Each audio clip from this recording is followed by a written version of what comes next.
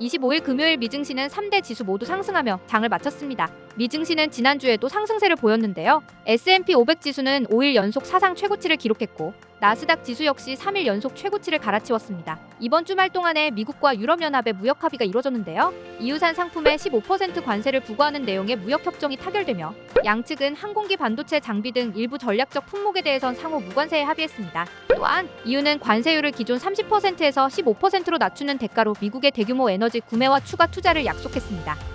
한편 지난 24일 이번 주 연준의 기준금리 결정을 앞두고 트럼프 대통령은 연준을 직접 찾아갔는데요. 미국 대통령이 연준을 직접 찾아간 것은 2006년 조지 부시 전 대통령이 당시 벤 버냉키 전 의장 취임식에 참석한 이후 19년 만에 처음입니다. 미국의 역대 대통령들은 연준의 독립성과 통화정책의 중립성을 존중하는 차원에서 연준 방문에 신중한 편인데 트럼프는 이런 불문율을 깨고 직접 찾아간 것입니다. 이유는 역시나 금리 인하였습니다. 트럼프 대통령은 연준 건물 개보수 공사 현장을 둘러보며 공사 예산 초과된 부분을 문제 삼았는데요. 파월 의장에게 왜 초과됐는지 묻기 위해 연준을 방문했다면서 초과된 공사 비용에 대해 파월 의장에게 묻자 파월 의장은 나는 그 누구로부터도 그런 금액을 들어본 적이 없다면서 곧바로 이건 5년 전에 지어진 건물 비용이 포함된 내용이라고 반박했습니다. 그러자 트럼프 대통령은 나는 전반적인 작업에 대해 말한 것이라며 입씨름을 벌였는데요.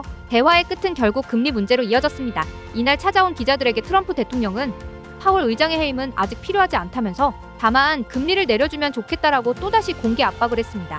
현재 시장에서는 금리 동결을 예상하고 있는데 이번 공개 압박이 어떤 영향을 미칠지 주목됩니다.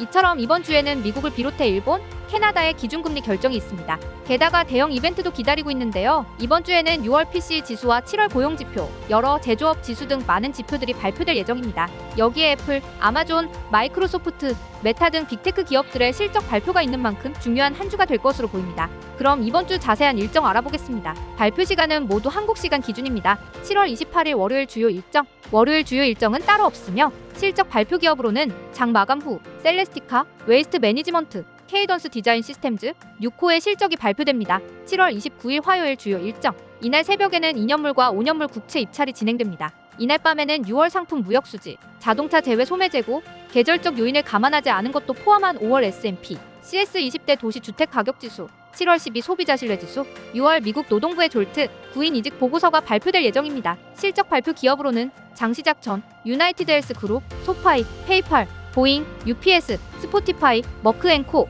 P&G의 실적이 발표되며 장 마감 후 비자, 마라홀딩스, 스타벅스, 시게이트, 부킹홀딩스, 치즈케이크 팩토리, 테라다인, FTAI 에비에이션의 실적이 발표됩니다. 7월 30일 수요일 주요 일정. 이날 새벽에는 애틀랜타 연은의 2분기 GDP 전망치, 7년물 국채 입찰, 미국 석유협회의 주간 원유 재고가 발표됩니다. 이날 밤에는 7월 ADP 비농업 부문 고용 변화, 2분기 근원 개인 소비 지출 물가, 2분기 GDP와 GDP 물가지수, 6월 잠정주택 매매, 원유 재고 및 쿠싱 원유 재고가 발표될 예정입니다. 이날 오후 10시 45분에는 캐나다 기준금리가 발표됩니다. 실적 발표 기업으로는 장시작 전, 버티브 홀딩스, 알트리아, 테바 제약, 크래프트 하인즈, 제네락 홀딩스, 휴마나, 허쉬의 실적이 발표되며 장 마감 후 메타, 마이크로소프트, 로빈후드, 어플라이드 디지털, 카바나, 램 리서치, 퀄컴, 킬로스 골드, 포드, ARM의 실적이 발표됩니다. 7월 31일 목요일 주요 일정.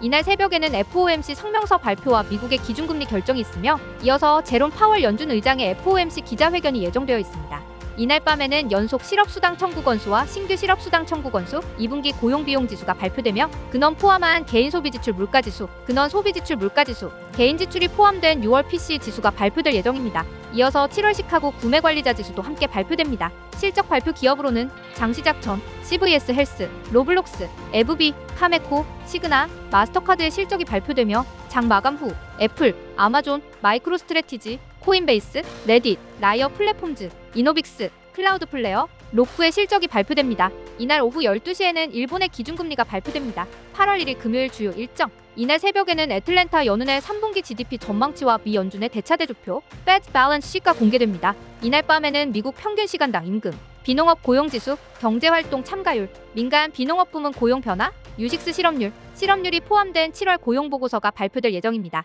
이어서 7월 제조업 구매관리자 지수가 발표되며 6월 건설지출, 7월 ISM 제조업 고용지수와 구매자지수, 물가지수가 발표될 예정입니다.